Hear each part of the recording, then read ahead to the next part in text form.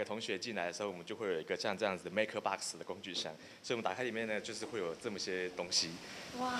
对。国立清华大学107学年度首度招收艺术学院学士班19名学生。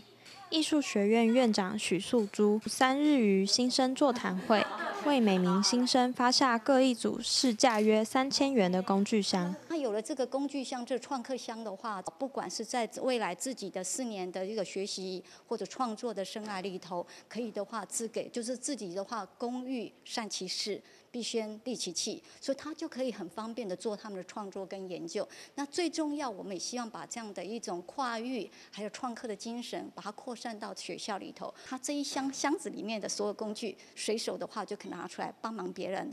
卷尺的话，它就可以去量测，比如说像这个盒子的 size 啊，它的高度、宽度，还有买一个 Arduino 的原厂的这个电路板，可以让你们以后上课的时候可以用这样的工具去使用。同学拿到系上准备的工具箱，开心分享未来的期许。